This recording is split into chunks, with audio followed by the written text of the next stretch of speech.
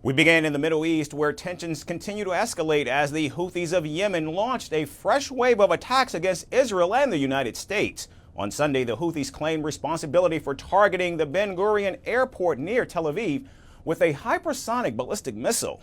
A Houthi military spokesperson in a televised speech announced that the attack briefly disrupted air traffic at the airport. However, Israeli military reported that their air defense systems intercepted the missile before it crossed into Israeli airspace. The missile force of the Yemeni armed forces targeted Ben Gurion Airport in the occupied Jaffa area with a Palestine II hypersonic ballistic missile.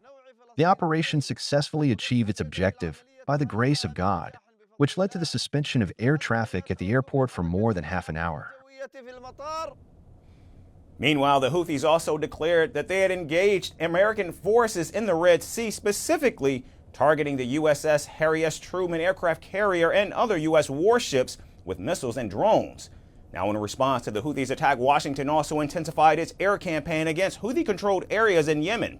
Reports indicate that multiple U.S. airstrikes hit the Yemen airport, a coastal area near the Red Sea, and parts of the Sana'a province, which are key Houthi strongholds. The attack in the capital killed at least one person and wounded more than a dozen others.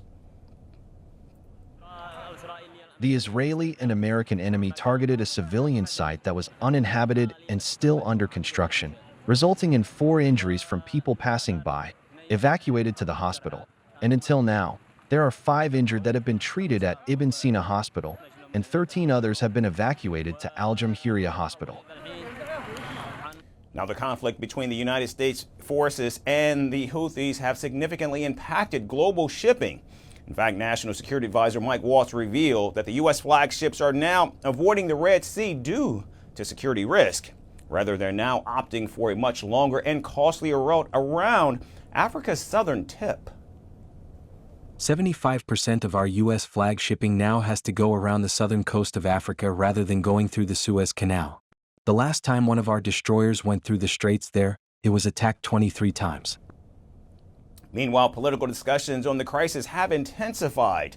Secretary of State Marco Rubio spoke along with Israeli Prime Minister Benjamin Netanyahu on Sunday and reaffirmed Washington's commitment to protecting Red Sea shipping routes and supporting Israel's ongoing military operations in Gaza.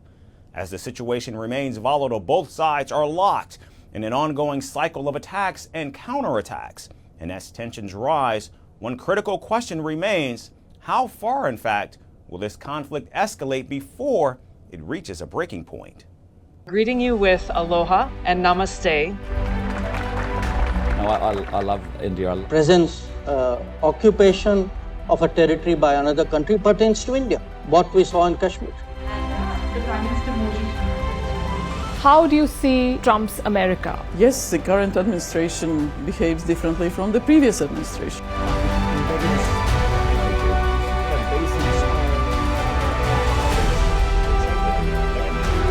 Are you saying that there are foreign powers who are trying to bring down the current government in Syria? Exactly. Bluntly, Iran, maybe Russia too.